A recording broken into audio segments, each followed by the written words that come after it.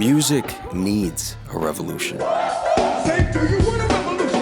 Artists to lead a change in our way of creating, listening to, and thinking about music.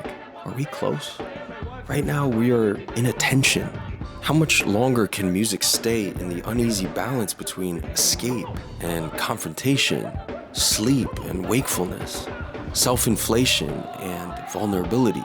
At what point does the illusion collapse under the weight of its own emptiness? The next great music revolution will be when this tension snaps.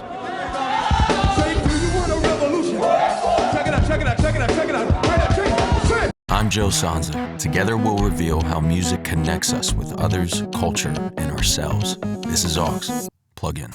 The war today. Music is at war with itself. It looks into the mirror of the algorithm and doesn't recognize its own reflection. Too clean, too safe, too eager to please. And this war is in a moment of deep tension. On one side, there's escapism. Songs that cling to the fleeting highs of the present. On the other side, there's an awareness of the looming future and the threats it poses. And there's a shift. Glimpses of a courage and a willingness to face oblivion so long as the one we feel connected to is by our side.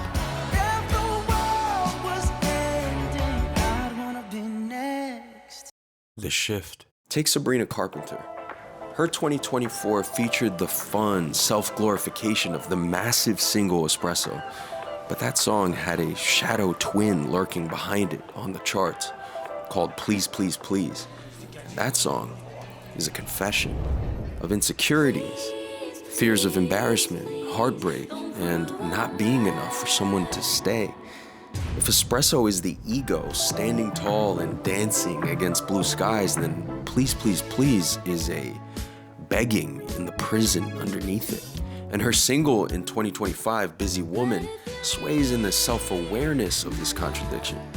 Available when he wants her, busy when he doesn't. Hozier's Too Sweet takes it even further. It doesn't just hint at self-doubt, it fully admits to settling for whiskey and black coffee, settling for numbness over the risk of real love, settling for something bitter instead of something real.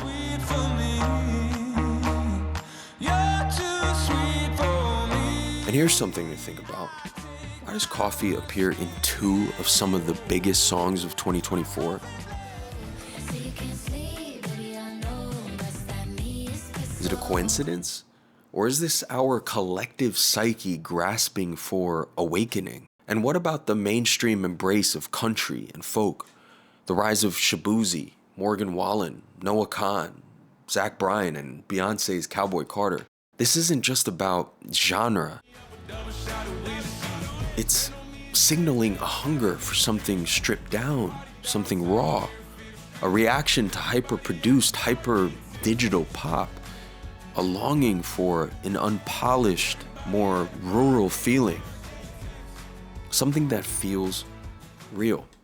And whiskey, that symbol appeared twice in the top 10 songs of 2024. Are we collectively asking for something earthier? For a drunkenness that isn't just escape, but a kind of rustic introspection? Whiskey and coffee. Wake but intoxicated. Introspective but escaping. But what happens when we finally choose? When we stop balancing between escape and confrontation? Because if we listen closely, music is telling us what needs to happen next. The rupture. Are we ready to wake up? To collectively face what music has been avoiding? The next great revolution will not just be coffee and whiskey. It will be blood and dirt. Whether it's paired with rustic or super stylized production matters way less than whether it's the expression of stripped down souls, because it won't be a trend, it will be a rupture. The next great music revolution will be a breaking point, and vulnerability will be the tipping force, because the real revolution won't be another retro revival. It won't be a half step back toward authenticity. It's going to come from the unbearable honesty of someone saying what no one else dares to, And that is dangerous. The industry learned how to sell vulnerability, pain as an accessory, suffering as an aesthetic. But true vulnerability, it's untamed, unfiltered. It does not beg for approval. It risks alienation, rejection, and misunderstanding. Because real vulnerability isn't a performance, it's an ultimatum. It is the moment an artist steps beyond persona, beyond what is safe, beyond what is digestible, and risks being fully seen. So will we stay here, balanced on the seesaw, waiting for it to break beneath us?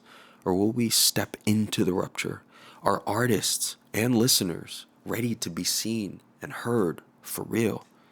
Because the next great revolution needs us to be.